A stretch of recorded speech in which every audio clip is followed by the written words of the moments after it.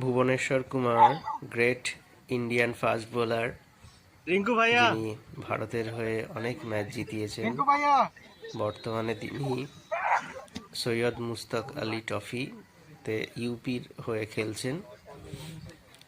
দেখুন কি সুন্দর ফিটনেস তার। তিনি ট্রেনিং করছেন খেলার আগে। পাশে রিঙ্কু সিং বসে আছেন। তারা ইউপির হয়ে সৈয়দ মুশতাক আলী ট্রফি খেলার জন্য তৈরি হচ্ছেন। কিভাবে তারা ট্রেনিং করছেন দেখুন, ট্রেনারের তত্ত্বাবধানে।